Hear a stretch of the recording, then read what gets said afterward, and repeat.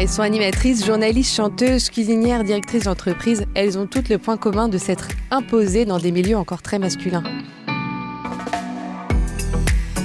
Dans la tête de tous, c'était mon frère qui devait être cuisinier, pas moi. Je ne fais pas aucun dictat de la mode. Je suis inclusive depuis toujours. On pardonne moins à une femme de vieillir qu'à un homme. Ce sont toutes des femmes actuelles. Aujourd'hui, la chef Stéphanie Lequelec m'accueille dans sa deuxième maison, son restaurant doublement étoilé situé avenue Matignon. Il est 10h et sa brigade est déjà sur le qui-vive. Il faut dresser les tables et préparer la mise en place car dans 2 heures, c'est le coup de feu. Cette année, la chef intègre le jury de Top Chef. De sa révélation au grand public en 2011 en tant que candidate à son rôle de jury cette année, elle retrace son parcours.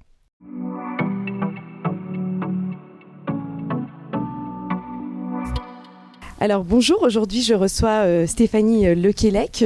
Est-ce que vous pouvez nous dire où on se trouve aujourd'hui ? Donc bonjour, écoutez, on se trouve à la table numéro 6 de mon restaurant La Seine, mon restaurant 2 étoiles au guide Michelin, avenue Matignon à Paris. Est-ce que c'est un peu votre deuxième maison ici ? C'est ma maison tout court, c'est presque ma première maison puisque j'y passe beaucoup plus de temps que dans mon propre appartement avec mes enfants. Donc c'est de toute façon, oui, clairement, ma maison, mon chez-moi et mon petit cocon assez intimiste, oui.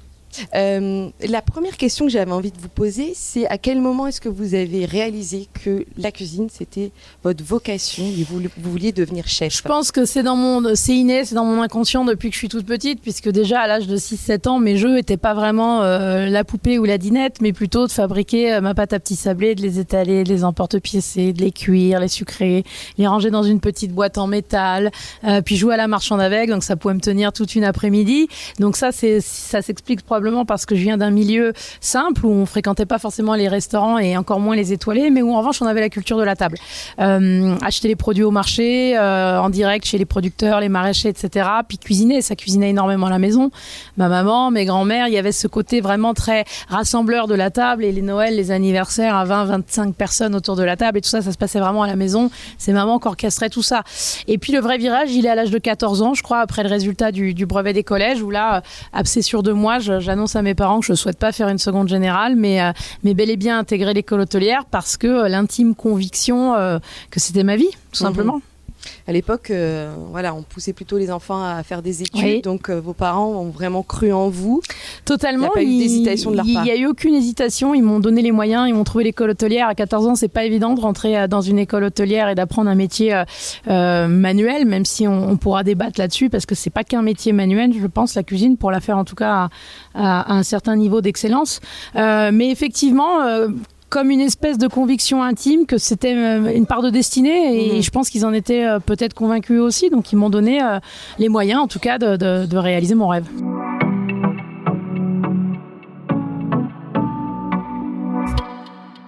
À la maison, c'était donc votre maman qui cuisinait. Au départ, vous avez appris en la regardant ? Oui, ma maman et mes grands-mères, oui, j'ai appris en la regardant, en faisant avec elle. Je viens d'une cuisine un peu matriarcale, c'est vrai, de cette cuisine un peu mijotée, très cuisinée, ces plats réconfortants, traditionnels, très classiques, franco-français.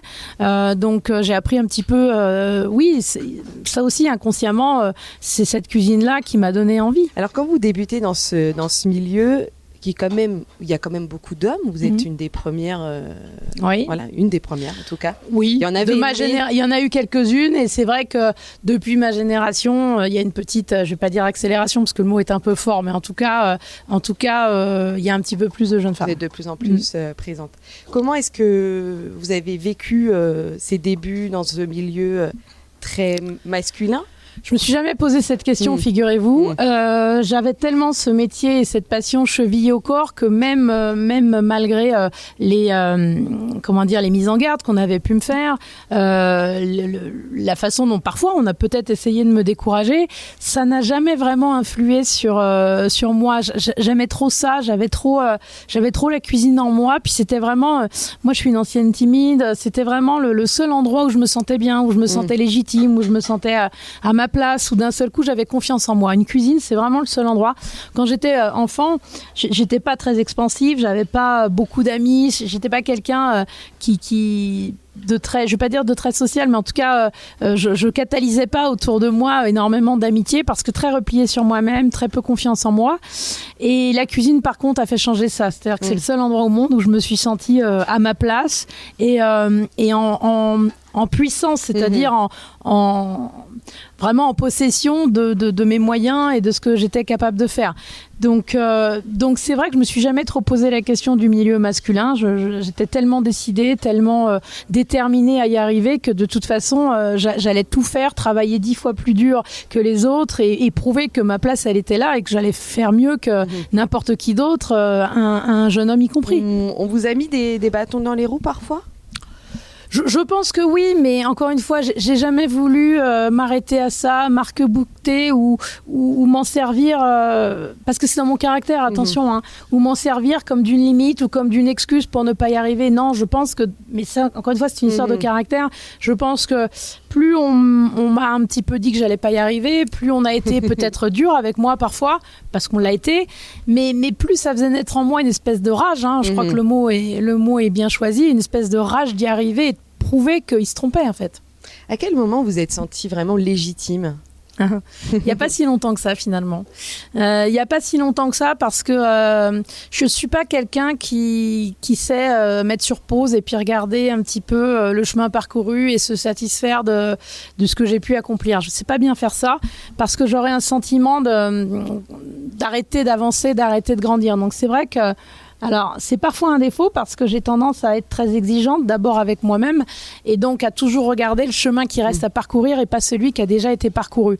Ce qui fait que je me suis, il n'y a pas très longtemps, sentie légitime. Je pense que c'est arrivé vraiment avec la confirmation de la 2e étoile ici quand on l'a raccrochée en 2020 et le fait d'être chez moi dans ma maison. C'est-à-dire que je pense que d'arriver dans une maison qui vous ressemble, qui est à soi, et que le guide Michelin nous renouvelle sa confiance tout de suite comme ça au bout de 4 mois, ça m'a vraiment donné un sentiment de ok, ça y est, on est en train de poser les choses et peut-être que finalement je peux quand même être fière de ce que j'ai déjà fait.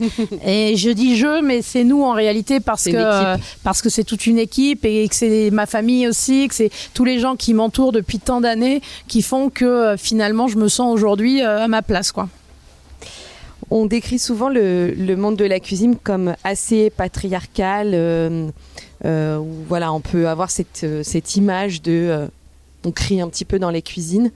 J'ai pas l'impression que ce soit le cas du tout dans votre cuisine. Alors vous voyez, voilà. Est-ce que vous avez voulu justement marquer une rupture ? En tout cas, là, voilà, c'est assez silencieux quand même. On est à quelques mètres et. Alors, il y a plusieurs choses dans votre question. Le côté patriarcal, évidemment, on peut pas le renier. Autant ce sont les femmes qui cuisinent souvent à la maison et que dans la plupart des cultures du monde, la cuisine est féminine. Autant quand elle est devenue professionnelle il y a quelques années, effectivement, c'était plutôt un métier d'homme. Moi, comme je vous l'ai dit, je viens de cette culture-là où ce sont ma maman et mes grands-mères qui cuisinaient. Et donc, effectivement, quand on prend la tête d'une cuisine et qu'on est une femme, mais là encore, je me suis jamais trop posé la question. Je dirige ma cuisine, je construis mon équipe au feeling, au sentiment, comme vous êtes, comme je suis. Vous savez, moi, je suis quelqu'un d'extrêmement naturel, avec les qualités et les défauts que ça représente, parce que je suis parfois un petit peu cash, quoi, parce que je suis très sincère, très honnête, très nature. Et donc, finalement, quand on construit une équipe, on la construit pas en se disant je vais recruter des femmes ou je vais recruter des hommes ou non. Parce que quand on est une femme à la tête des cuisines, justement, il faut être juste. Il faut remettre cette justice aussi en place et il n'y a pas non plus de raison de privilégier que des femmes. Et au contraire, je crois que ça valorise davantage les femmes quand elles sont là, non pas parce qu'elles sont des femmes, mais parce qu'elles ont le talent de tenir ces postes-là. Et Dieu sait que les femmes qui sont dans ma brigade et dans les brigades aujourd'hui ont le talent de tenir ces postes-là et elles n'ont pas ces postes-là parce qu'elles sont des femmes.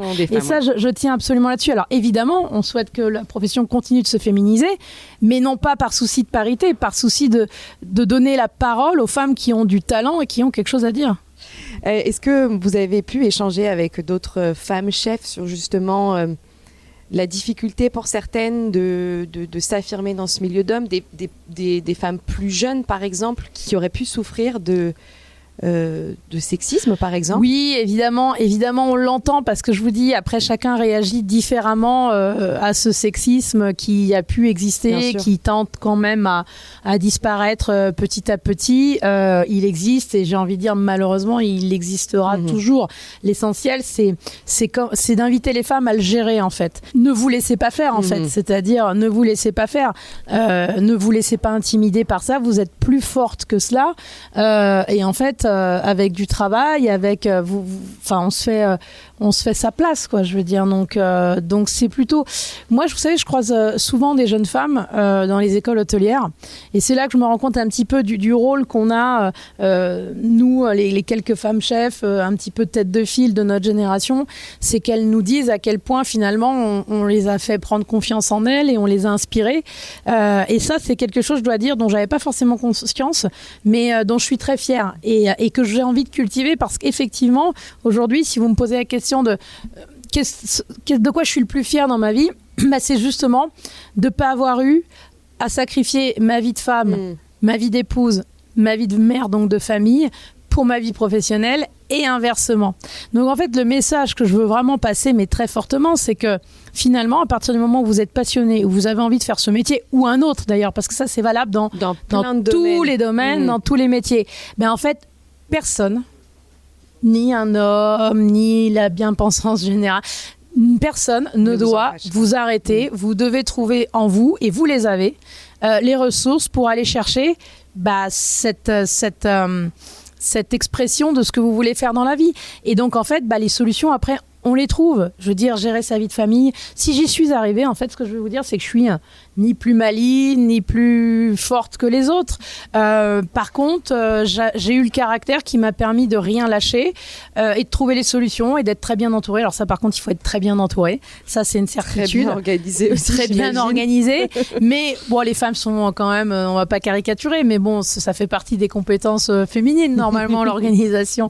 Donc voilà. Donc en fait, n'ayez pas peur, il faut oser, il faut vraiment oser, et personne, vous êtes maîtresse de votre destin, de votre vie, et il n'y a personne qui peut vous dire que non, ça va être trop difficile, non, vous n'allez pas y arriver, non, vous n'avez pas les qualités requises pour, et qu'il va falloir faire des sacrifices. Non, il va falloir, oui, s'organiser, trouver des solutions, mais vous pouvez y arriver.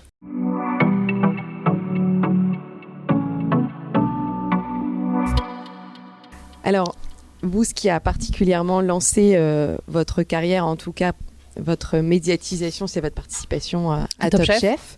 C'était donc la 2e saison. C'est ça, 2011. Donc il y avait qui comme candidat? Il y avait du lourd. Il y avait moi-même, il y avait Fanny Ray, il y avait Pierre Sang, il y avait Ludovic Turac. Beaucoup d'étoilés maintenant. Oui.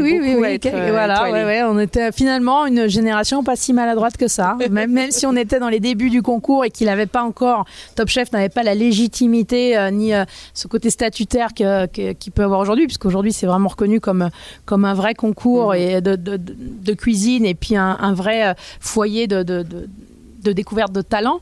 Mais en tout cas, finalement, on n'était pas si mauvais que ça. Vous vous souvenez comment vous avez été approchée pour participer à ce concours? Je me souviens très bien. En fait, j'ai pas spécialement été approchée. C'est mon beau-père, donc le père de mon mari, qui m'a, lors d'un pari un peu idiot en famille, inscrite. Moi, je me voyais pas du tout participer à Top Chef. Je me voyais pas faire de la télé. Je vous l'ai dit, j'étais timide. J'étais une ancienne, replié un peu sur moi-même, et voilà, et on a parié une bouteille de champagne, ça lui a fait plaisir de m'inscrire, mais le truc c'est qu'ils m'ont contacté, et puis après on se prend au jeu, parce que j'ai quand même un petit côté, en tout cas je l'ai eu longtemps, compétiteur. Je faisais beaucoup de concours de cuisine à cette époque-là. Mon beau-père me dit, je suis persuadée que si tu y vas, tu gagnes. Bon, et puis après, quand la production vous appelle, quand on démarre un casting, en fait, je me suis prise au jeu de voir jusqu'où j'irais dans le casting. Le fait est que j'ai été jusqu'au bout, qu'on m'a appelé, qu'on m'a dit, écoute Stéphanie, on tourne dans 10 jours, tu es dans les 14 candidats. À tel point que je leur ai demandé 48 heures pour réfléchir, parce que j'étais même pas du tout certaine d'avoir envie de faire ça et que c'était pour moi, quoi. Donc, mais je l'ai fait quand même, parce que là encore, très bien entourée, plutôt bien conseillée par des proches bienveillants qui m'ont dit, mais bien sûr, fais-le, ça va te faire gagner 10 ans sur ta carrière, ça va mettre ton talent en lumière, fais-le et fais-le bien, quoi. Ça vous a fait vraiment gagner 10 ans sur votre carrière? Beaucoup disent ça. Oui, je pense, parce qu'il y a un coup de projecteur Alors ça fait gagner 10 ans sur la carrière à partir du moment où on n'oublie pas que notre carrière c'est d'être cuisinier. C'est pas de continuer forcément à faire de la télé ou de faire des... Voilà, c'est qu'il y a un moment, une fois Top Chef passé, il faut retrouver le chemin de sa cuisine et puis continuer à faire son métier de cuisinière ou de cuisinier. Ça c'est très important et je l'ai souvent dit dans les dernières saisons où j'ai pu porter des épreuves, et cette année je l'ai dit à mes candidats, attention, ne vous trompez pas, ça met un coup de lumière, donc ça grossit en fait ce que vous êtes en train de faire là. Mais encore faut-il continuer de le faire et de le faire bien, quoi. Ça vous a fait peur, c'est un petit peu cette médiatisation, cette... En fait, on s'en rend pas compte. Ouais. Quand on se lance dans Top Chef, on ne se rend pas compte à quel point... Et encore, moi, c'était il y a 13 ans. Cette année, depuis quelques années, c'est encore plus fort ce qu'ils vivent. Mais on ne se rend pas compte à quel point ça va être un tourbillon, à quel point la vie va changer, pour les proches notamment. Moi, je me souviens, dans les premières diffusions, sortir dans la rue, j'habitais dans le sud de la France, encore à l'époque, j'étais pas à Paris, et sortir dans la rue avec mon mari et mes enfants et être assailli de gens d'un seul coup. Mais c'est le jeu, c'est le revers de la médaille. En plus, c'est toujours bienveillant, c'est toujours hyper sympa, mais la famille n'est pas toujours préparée à ça. Donc voilà, après on apprend à vivre avec, et comme c'est hyper positif, hyper bienveillant, et que ça met un coup de lumière sur ce métier que vous faites avec passion, en fait c'est génial. Donc là, lorsqu'on vous appelle pour rejoindre le jury de Top Chef, il n'y a pas d'hésitation, c'est plutôt une suite logique. Il n'y a pas de grande hésitation. Parce que ça arrive, je pense, au bon moment, parce que c'était cohérent, parce que je me sentais prête, du fait effectivement qu'aujourd'hui je me sens tout à fait bien dans ma maison, très légitime avec ces 2 étoiles depuis 5 ans qui sont, on va toucher du bois, mais consolidées pour le moment en tout cas. Oui, parce que là on se parle et dans 2 semaines il y a le guide Michelin. Oui. Mais donc on est toujours quand même en alerte, mais donc je me sentais prête à faire ce passage de relais, cette transmission aujourd'hui. Ce qui me plaît beaucoup dans mon métier, alors que ce soit à travers Top Chef, mais surtout au quotidien avec mes équipes, c'est transmettre, c'est-à-dire le savoir que j'ai pu acquérir, que je continue d'ailleurs d'acquérir, mais en tout cas tout ce que je sais aujourd'hui, c'est de pouvoir le passer aux jeunes générations. Donc ça faisait sens dans Top Chef, c'était aussi le moyen d'aller au bout de mon histoire dans Top Chef, de boucler la boucle en quelque sorte. C'est quand même assez génial dans l'histoire de se dire que j'ai été candidate, j'ai gagné, et de revenir coacher des candidats, c'est assez chouette, je trouve, l'histoire est belle. Et puis j'ai beaucoup aimé ce pitch de cette saison 15, 15 étoiles, 6 chefs, 3 hommes, 3 femmes, 2 brigades. C'est vrai que ça en jette. Enfin voilà, il y avait un concept qui était un peu différent. C'était aussi vivre une aventure un peu singulière, un peu particulière. Donc voilà, je dirais que les ingrédients étaient réunis pour que je n'hésite pas très longtemps à rejoindre l'aventure. Naturellement, il y a 2 brigades qui se forment. Bon voilà, le hasard fait que il y a les côtés. Oui, le hasard, et puis un peu les affinités aussi. Les garçons sont très copains dans la vie. On est tous très copains, mais il y a une affinité particulière entre les 3 garçons. Et puis Dominique et Hélène, on se connaissait un peu aussi avant, on s'entendait plutôt bien. Donc finalement, c'était aussi de faire s'affronter 2 groupes de copains-copines, quoi. À votre époque, lorsque vous étiez candidate, il y avait Jean-François Piège, je crois, qui était juré. Vous avez gardé contact avec lui, je crois qu'il est vraiment important. Alors avec lui, avec Thierry Marx et avec Christian Constant aussi, pas pour les mêmes raisons, mais c'est vrai que c'est des chefs que j'ai beaucoup admirés, que j'admire encore beaucoup et avec lesquels j'ai toujours des contacts. Mais c'est vrai que celui avec lequel j'ai le plus de contacts, d'affinité, et qui m'a vraiment beaucoup apporté d'ailleurs à cette époque dans Top Chef, c'est Jean-François, parce que à cette époque, il a su me piquer à vif, il a su me faire réagir, je dis toujours qu'il marque, Jean-François, ce passage de sous-chef à jeune chef de cuisine, c'est-à-dire qu'il m'a poussé à raconter ma cuisine, à développer mon identité, à assumer une cuisine qui était la mienne, qu'elle soit bonne, mauvaise, technique, pas technique. Il m'a un petit peu dit, globalement, on s'en fiche, t'as beau être très technique, t'as beau être la meilleure dans ce que tu fais, aujourd'hui, il faut que tu arrives à faire passer des émotions, et ça, tu ne pourras le faire qu'en faisant une cuisine qui n'est qu'à toi, qui ne t'appartient. Donc ça a été le point de départ, effectivement, de la construction d'une identité. Donc vous disiez, naturellement, c'est vrai qu'avec Hélène Darroze et Dominique Rennes, vous connaissiez, donc vous avez formé une brigade. Quel était, on a toujours envie un petit peu de savoir les coulisses et l'ambiance très entre bonne, vous. Très bonne. Un peu colonie de vacances, un peu cours de récré, très bonne. Je sais que Philippe Etchebest, pendant les pauses de tournage, il fait de la batterie. Oui, il joue un peu Paul de batterie. Perret en profite pour aller griller une cigarette. Quelques-unes. Une, vous êtes gentille. Mais d'ailleurs, très, très largement accompagné par Glenn. Hein. Et nous, on est les plus sages, voyez, on se fait couler un petit café et on papote. Justement, est-ce que vous profitez de ces moments off pour gérer aussi votre restaurant? Oui, Comment on est-ce bosse. Que vous avez un petit peu jonglé avec tout ça? Alors, on a jonglé parce que déjà, le tournage s'était tiré sur 2 bons mois. Donc, il y avait des semaines chargées, puis des semaines beaucoup moins chargées où on tournait qu'une ou 2 journées. C'est vrai que moi, j'avais pris le parti de fermer des déjeuners ici sur mon restaurant 2 étoiles. Ça a quand même demandé un sacrifice. Oui, parce que ça me paraissait important de concentrer un peu les clients sur les déjeuners où j'allais être là. Et puis sur les dîners, je sautais vite sur un taxi moto après le tournage pour pouvoir être dans les cuisines et saluer tous les clients. Donc c'est vrai que voilà, donc déjà sur l'impact des services, on l'a limité. Et puis après, effectivement, on a nos ordinateurs, nos téléphones, et aujourd'hui, on peut travailler à distance sur un certain nombre de sujets, ce qui nous arrivait, mais il nous arrivait aussi quand même de beaucoup discuter entre nous et de beaucoup parler cuisine, hein, d'ailleurs. Avec Glenn, avec Paul, j'ai eu des échanges passionnants sur la cuisine, sur les techniques, sur voilà. Puis vous savez, on se prend surtout très au jeu des candidats. Hein. Donc finalement, on est là, on est presque aussi anxieux qu'eux aux abords d'une épreuve. On ne sait pas ce qu'ils vont faire. Il va falloir aller les coacher. On peut pas trop intervenir en amont. Donc en fait, on est quand même très piqué de ce qui se passe dans les cuisines. Donc on le sent parfois. Vous êtes parfois même plus à fond que certains. Oui, candidats. et puis on s'est, moi, c'est vrai que c'est la première saison où j'ai ce rôle et où je coach, et je pensais pas, mais alors autant je savais qu'il y a 13 ans, j'avais noué des liens très très forts. C'est une espèce d'accélérateur de rapport humain, Top Chef aussi, parce que on est enfermé dans une bulle. Donc en tant que candidat, déjà, on noue des liens très forts avec les autres candidats. Moi, je l'avais vécu, j'ai gardé des amitiés assez fortes avec des candidats de ma saison. Mais c'est vrai qu'en tant que coach, je ne pensais pas qu'on s'attachait aussi vite à des personnalités, à des jeunes, et qu'on avait envie vraiment de les porter, parce qu'on se dit mais ils méritent tellement, ils s'impliquent tellement, on sent tout le parcours qu'il y a eu derrière, tout l'investissement, et voilà. Et cette année, je dois dire, alors j'ai pas de recul sur les autres années, mais ils étaient tous sympas, ils étaient tous bienveillants, il n'y avait pas de compétition malsaine entre eux, ils s'entraidaient, enfin c'était une vraie bande de copains qui venaient pour vivre la cuisine, pour parler cuisine, pour échanger avec nous cuisine, sortir grandi de cette expérience. Et du coup, moi j'ai adoré cette ambiance générale entre nous les coachs, avec les candidats, où vraiment, franchement, la cuisine était au cœur du débat, quoi. Les premières saisons, on était vraiment dans la compète pure. Pure. Ouais. Hein, voilà. On a quelques images qui nous reviennent parfois c'est la compétition, c'est comme ça, et il faut gagner ce concours. C'est vrai que petit à petit, je pense qu'il y a notamment eu cette saison du confinement dont on parle très souvent. On a senti, je pense que le fait aussi que les candidats aient été confinés, ensemble, ça a aussi créé encore plus de cohésion. Mais ça dépend, c'est vraiment un tutu personnel, quoi. Ça dépend vraiment du casting, ça dépend des personnalités.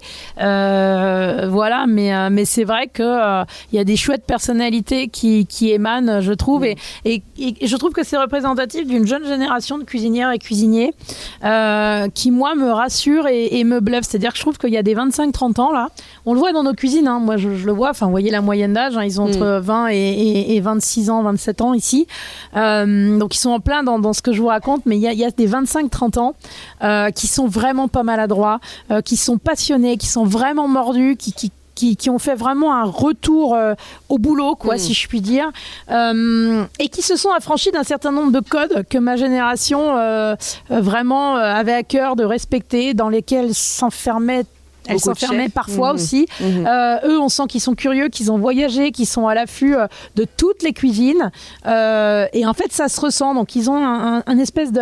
En plus de cette envie, cette passion et cette envie de travailler, ils ont cette espèce de liberté. Ils ne s'interdisent rien. Et je trouve que ça donne une génération qui, à mon sens, a beaucoup de talent et va faire parler d'elle. Et donc, je trouve ça plutôt rassurant, parce que, vous savez, on entend quand même beaucoup ouais, mais c'était mieux avant. Oui, mais OK. Alors... C'était très bien aussi avant.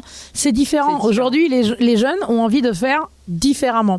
Alors, est-ce que c'est moins bien ? Je ne sais pas. En tout cas, ils vont faire à leur façon et on va voir. Mais je suis quand même assez rassurée de ce que je vois sur les derniers mois là et ce que j'ai pu vérifier sur Top Chef. Comment est-ce que vous expliquez ce changement ? Ils voyagent plus ? Est-ce que les réseaux sociaux aussi, d'une certaine manière, ils voyagent plus. Je pense qu'ils ont accès à beaucoup plus d'informations. Oui. Alors avec bien sûr Internet, avec les réseaux sociaux. Je pense émissions de télé également. Aussi, bien sûr, aussi. On est passé d'un extrême à un autre. C'est-à-dire, on est passé quand même d'un extrême où, oui, c'était dur, où on n'avait pas beaucoup de temps, où il n'y avait pas de surmédiatisation, les chefs étaient dans leur cuisine, on voyageait pas, on pouvait pas quitter le fourneau, on n'avait pas accès à un certain nombre d'informations, et puis on subissait parfois un peu ce métier, l'autorité, etc. À un autre extrême qui est la surmédiatisation, puisque pour le coup, est-ce que c'est pas devenu un petit peu trop ? Les réseaux sociaux, c'est bien, mais ils ont pris une part aujourd'hui qui, à mon sens, est devenue aussi trop importante. C'est-à-dire qu'aujourd'hui, je vois certains jeunes construire des plats presque parce qu'ils sont plus instagrammables que donc je veux pas non plus qu'on se trompe de sujet. Donc en fait les réseaux sociaux, tout le monde est cuisinier maintenant. Voilà, donc en fait il faut et puis aujourd'hui on veut beaucoup moins travailler. Donc je pense qu'il va falloir le curseur est passé d'un extrême à un autre. Je pense que dans les années dans les 4-5 ans qui viennent, il va falloir remettre un petit peu le curseur au centre, dire OK, les réseaux sociaux c'est un bon outil, mais utilisons-les avec modération et n'oublions pas que ça sert à rien de passer non plus sa journée sur Instagram, et quand on fait un plat, construisons d'abord du goût, et après s'il est beau et qu'il est instagrammable, tant mieux. Peut-être médiatisons un tout petit peu moins et retrouvons un petit peu le chemin des cuisines de nos maisons, c'est pas mal aussi. Et puis, l'équilibre vie privée, vie professionnelle, il va se trouver. C'est quand même un métier où quand même il faut continuer de donner de ça. Enfin, c'est un métier de passion de toute façon. Il y a une espèce pour le cuisinier ou la cuisinière passionnée, c'est-à-dire qu'il y a un côté vital de toute façon de bosser. Donc moi aujourd'hui, j'ai pas de séparation entre ma vie professionnelle et ma vie privée. Les deux vont de pair. Je peux pas les scinder en fait.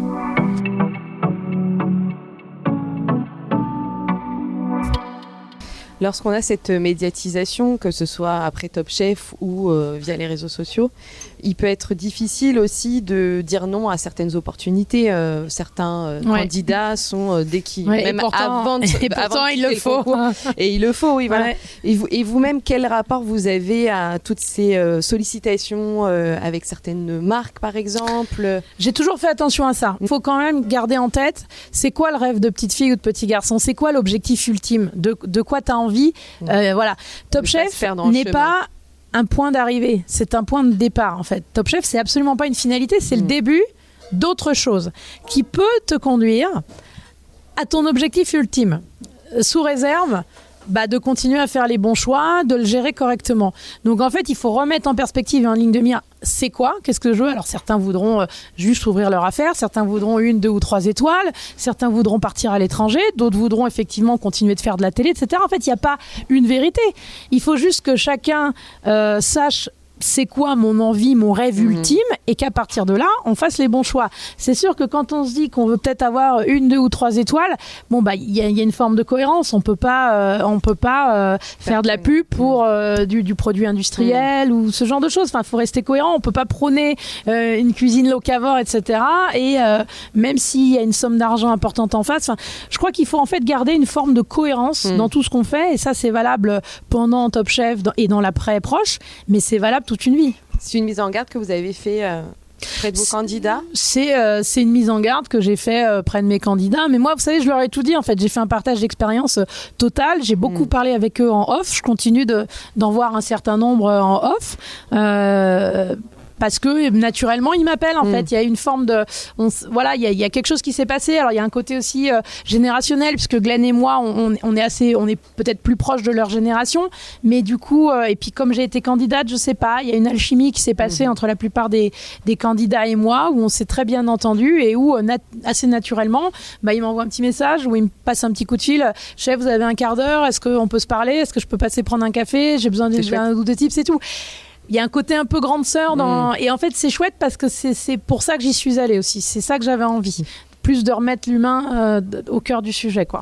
On sent que la transmission c'est quelque chose qui vous anime, que ce soit dans vos cuisines c'est essentiel, c'est-à-dire qu'aujourd'hui moi on m'a transmis, alors dans un mode qui était celui de l'époque aussi, mais aujourd'hui j'essaye de transmettre, et je dois dire que c'est mon plaisir, il est là. Hier, vous voyez, j'ai une de nos jeunes stagiaires qui poêlait une viande pour moi, en plus elle me faisait un steak hyper mignon et puis ça manquait un peu de coloration, etc. En fait, j'ai pris plaisir à refaire le truc avec elle, à lui montrer, à lui expliquer pourquoi il faut faire une caramélisation, comment ça s'appelle, cette réaction de Maillard, à quoi ça sert, et voilà, et comment on cuit une viande.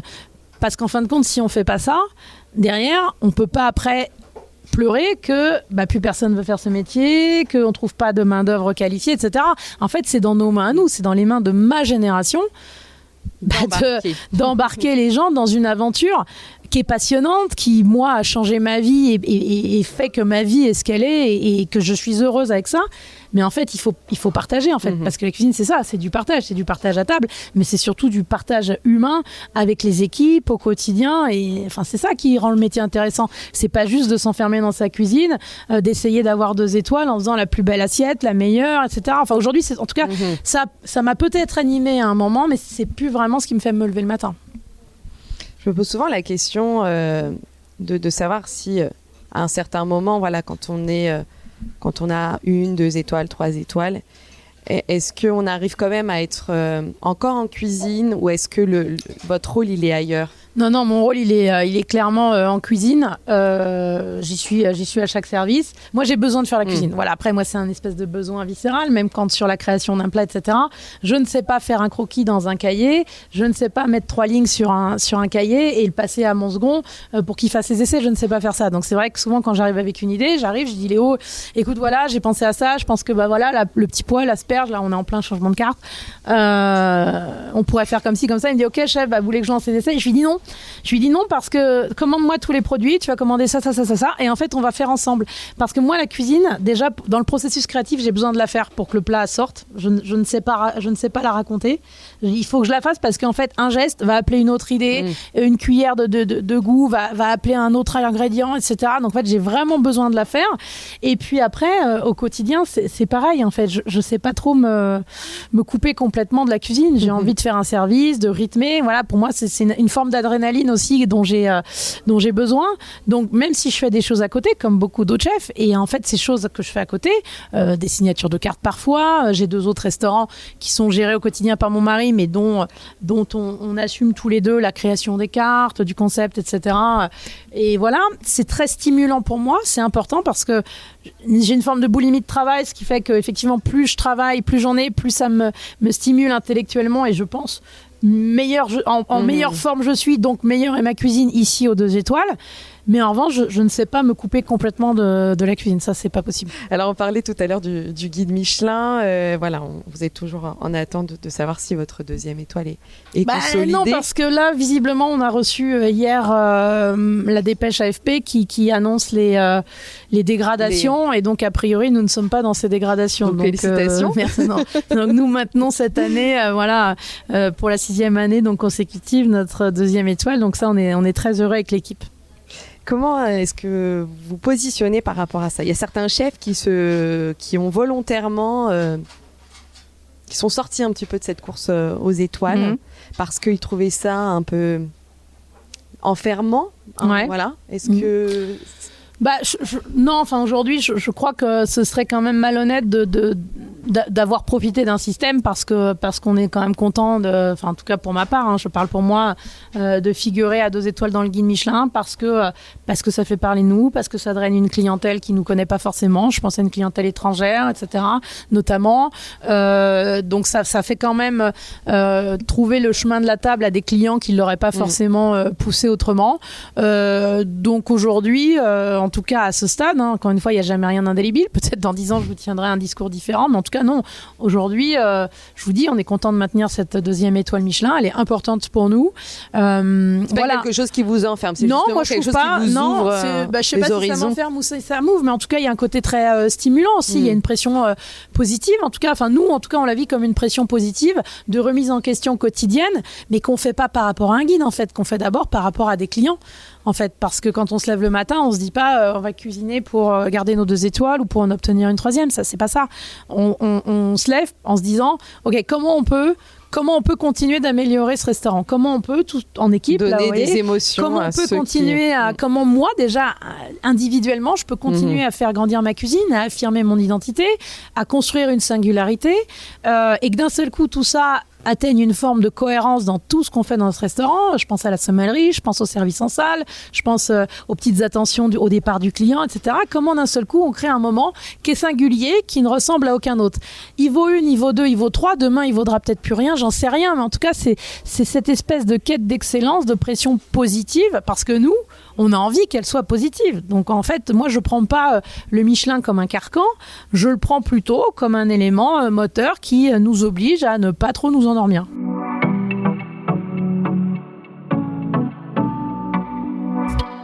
Est-ce que vous pourriez avoir, comme Philippe Etchebest, votre propre émission Le sujet se pose pas aujourd'hui, donc je vous dirais ni oui ni non, je sais pas. Après, comme je vous ai dit, je sais pas forcément si c'est ce que j'ai envie non plus. Et puis encore une fois, après, faut le bon projet, faut que ce soit cohérent. En fait, moi, je vous l'ai dit dans cet entretien, ce qui est très important pour moi, c'est de garder une forme de cohérence dans tout ce que je fais au moment où je le fais.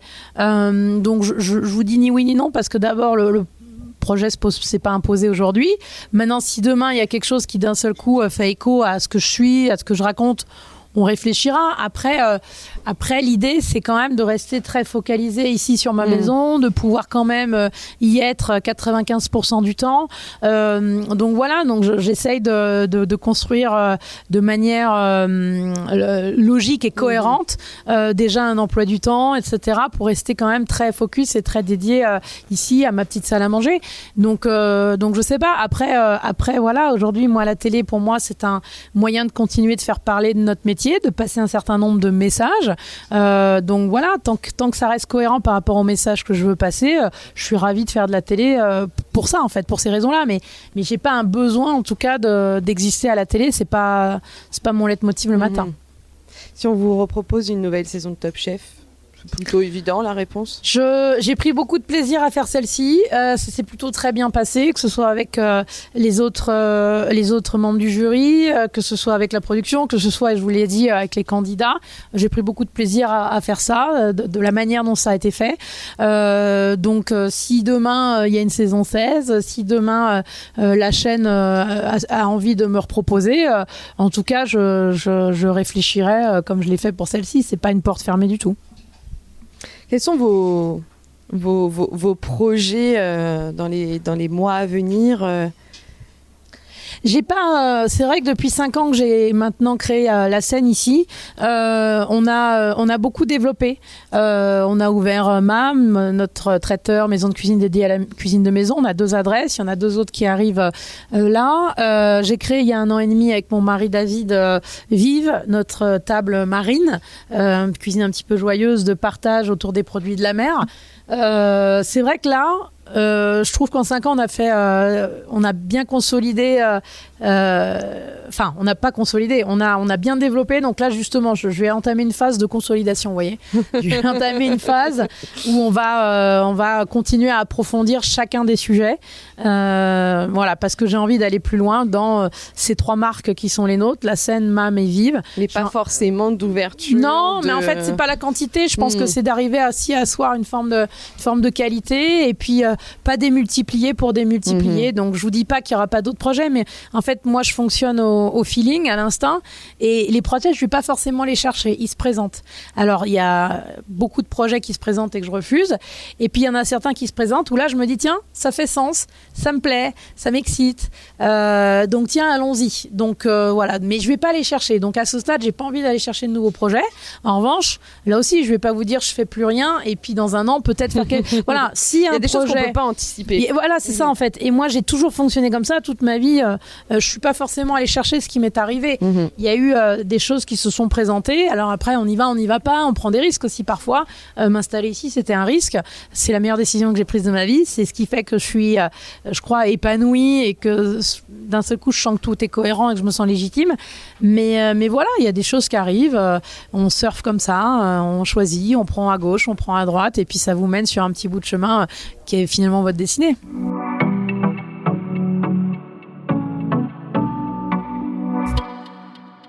On disait, vous êtes maman de 2 enfants. Et 3 enfants, Ouais. pardon, j'en oubliais un en cours de route. Vous êtes maman de 3 enfants et je crois que votre aîné, vous êtes particulièrement fière du chemin qu'il prend. Moi, je suis fière de tous les 3. Et si vous faites référence à celui qui est pâtissier, c'est plutôt le cadet, c'est plutôt le numéro 2. C'est pas grave du tout. Ils ont très peu d'écart, ils ont 17 mois. Mais je suis fière des 3. Je suis fière de mon aîné parce que il va avoir 20 ans là dans quelques semaines.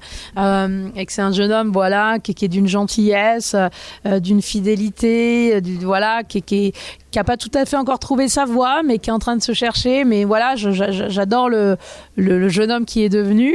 Maxime, donc il est en apprentissage. Mon aîné, lui, il est en fac de droit, mais il est probablement en train d'un peu de changer de voie. C'est Baptiste. Maxime, mon cadet, lui a eu 18 ans et lui, pour le coup, est en 4e année de pâtisserie dans un palace parisien. Donc là, oui, je suis très fière. Il a 2 ans de CAP, une année de mention complémentaire à dessert de restaurant. Et là, il entame un diplôme qui s'appelle le BTM, qui est un diplôme assez costaud en pâtisserie, qui fait en apprentissage dans un palace. Donc ouais, je suis très contente, très fière de lui. J'essaye de lui transmettre à lui déjà aussi ses valeurs de travail, de courage, de mérite. Voilà, c'est important. Et puis voilà, j'ai un petit dernier qui a 6 ans. Et lui, il est en CP, il apprend à lire. Donc pour l'instant, c'est cool. Est-ce que vous aimeriez travailler avec vos enfants? Je suis pas certaine. Enfin, je suis pas certaine. Je vous dis ça, je travaille en famille, puisque ma maman dirige les boutiques MAM, mon mari dirige les 2 autres restaurants. Mais il y a une chose dont je suis persuadée, c'est que je suis très contente qu'il aille faire son apprentissage, qu'il fasse ses armes ailleurs. Ça, je pense que c'est très important. Il faut absolument couper ce cordon. Il faut absolument aller vivre une expérience, 2 expériences, plusieurs expériences ailleurs et apprendre avec d'autres chefs. Se construire. Voilà, pour se construire, pour faire son bout de chemin, pour développer son propos, son identité, etc. Si un jour il a envie de venir travailler dans les maisons familiales, évidemment, on y réfléchira, on regardera. Il y aura une logique évidemment de ce qu'on est en train de construire avec mon mari. Il se posera un moment la transmission. Est-ce qu'on le transmet à nos enfants ou pas? Bon, j'ai envie de dire que là c'est quand même un peu tôt. Oui, j'ai 42 ans, il en a 18. Je pense qu'il a le temps de travailler, il me faut encore moi travailler un petit peu. Donc voilà, mais il y a pas d'évidence à ce niveau-là à ce stade. Évidemment, je pense qu'on sera très fiers un jour de pouvoir lui transmettre les maisons, mais tout comme je serai doublement fière qu'il puisse aussi peut-être créer sa propre aventure et sa propre histoire. Donc il n'y a pas de pression à ce niveau-là, ni dans un sens ni dans l'autre. Pour les raisons que je vous ai dit avant, on va laisser la vie se faire un peu et puis on verra ce qu'elle nous réserve.